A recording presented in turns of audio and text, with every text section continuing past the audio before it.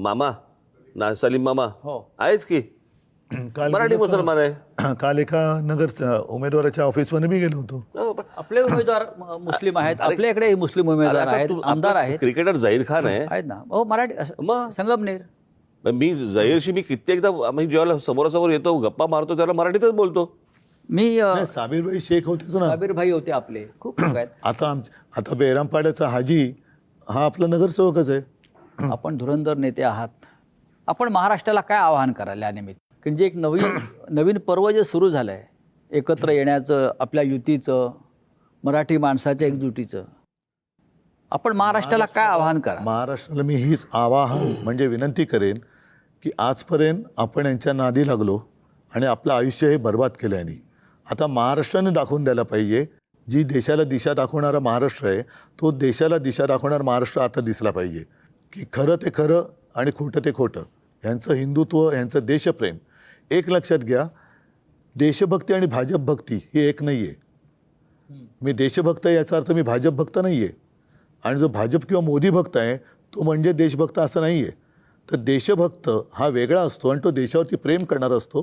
तुम्ही म्हणाल त्याला मी देशभक्ती मानणार नाही, मी मोदी भक्त होऊ शकत नाही, मी भाजप भक्त होऊ शकत नाही, मी अस्सल मराठी बोलणारा हिंदू आहे, देशप्रेमी आहे, हे महाराष्ट्राने दाखवलं पाहिजे. मला असं वाटतं या दळिद्री राजकारणाला बाजूला सारून मला असं वाटतं महाराष्ट्राने एक वेगळी झेप घेणं गरजेचं आहे आज. नाही तर महाराष्ट्र जो ज्याला आपण म्हणतो की देशाला दिशा दाखवणारा महाराष्ट्र हा UP बिहारपेक्षा खाली जाईल. महाराष्ट्राच्या जनतेने जागं राहावं एवढीच फक्त माझी इच्छा आहे. महाराष्ट्रात राहणारा मग तो म्हणजे मुस्लिम असो किंवा जैन असो किंवा मराठी, ह्या महाराष्ट्रीय ह्यांना म्हणणं खूप गरजेचं आहे. म्हणजे त्यांना त्यांच्यासाठी ही निवडणूक असली पाहिजे. ते राहत आहेत ते, आम्ही म्हणतो ना, त्यांच्यासाठी झालं तर मग ना त्यांचं सगळ्यांचं एक. पण मला असं वाटतं महाराष्ट्रीय वगैरे हे म्हणणं म्हणण्यापेक्षा खूप गरजेचं मराठी आहे. हाच भाग आहे. हो, मग ते मराठीच आहेत. नाही पण कसं होतं की आता डिव्हिजन होते ना का, ते तुम्ही मराठीसाठीच करता. जो राहतोय आता, म्हणजे मी तर म्हणतो की बाहेर आता मुंबईची कॅपॅसिटी संपली आहे. हे इकडचे जैन पण सांगतील, इकडचे साऊथ इंडियन पण सांगतील आणि इकडचे ख्रिश्चनही सांगतील. हो, पण जैन सांगतील तर बरं वाटेल. नाही, आमचं म्हणणं एवढंच आहे की आपण सगळे आता गुण्यागोविंदाने नांदतो. जेव्हा एखादं संकट येतं ते मराठी, हिंदी, गुजराती, जैन असं म्हणून येतं का? असं नाही येत. जसं मी परत तेच सांगतो, कोरोना आला, मुंबईत पाणी तुंबलं किंवा एखादा अपघात झाला, घातपात झाला, तर शिवसैनिक जो धावून जातो तो 92ची दंगल असेल, नंतरचे बॉम्बस्फोट असतील, नंतरचे अपघात असतील, रक्तदान करतो शिवसैनिक. ते रक्त विचारून देत नाही कोणाला माझं रक्त जाते. अगदी शिवसेनेच्या शाखा आणि अगदी मनसेच्या शाखांमध्ये सुद्धा अन्य भाषिकसुद्धा येतात ना, मुसलमान पण येतात.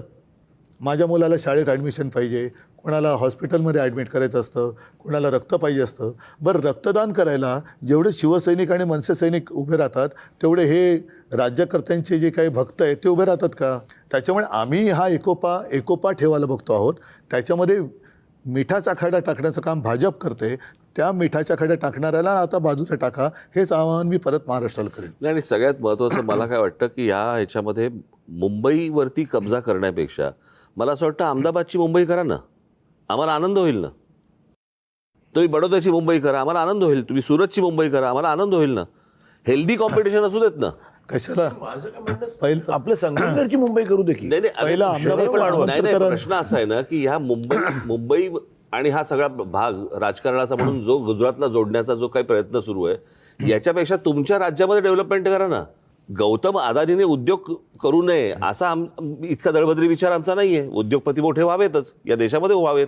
पण मग गौतम अदानीने गुजरात मोठा करावा, तिकडच्या जागा द्याव्यात, तिकडे त्याला मोठं करावं. माझं आपला देश खूप मोठा आहे.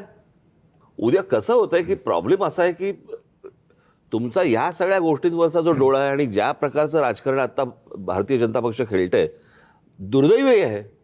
खरं तर या गोष्टींची गरजच नाही आहे आणि हे होतंय म्हणून आम्हाला बोलावं लागतंय. आणि मग तुम्ही म्हणणार की आम्ही निवडणुकीच्या तोंडावर बोलतच नाही आहोत. हा प्लॅन आहे, तो प्लॅन तुमच्यासमोर मांडणं गरजेचं आहे म्हणून आम्ही बोलतोय. उद्धव साहेब आणि राजसाहेब, आपण आलात, दिलखुलासपणे मुंबई, महाराष्ट्र, देशाच्या राजकारणावर बोललात, मराठी माणसाच्या एकजुटीवर बोललात. खरं म्हणजे राजसाहेबांनी दणदणीत शब्दात त्यांची भूमिका मांडली, पण आपला आवाज थोडासा कालपासून माझा आवाज बिघडलेला आहे. बसलाय तरी आपण खणखणीत शब्दात पण विचार खणखणीत आहे. आपले विचार मांडलेले आहेत, त्याबद्दल मी आभारी आहे. महेश मांजरेकरांचा आभारी आहे की ते सुद्धा एक मुंबईकर म्हणून ते बसले आणि कॉमन मॅन म्हणून त्यांनी आपल्याला त्यांच्या मनातले प्रश्न विचारले. धन्यवाद. जय महाराष्ट्र.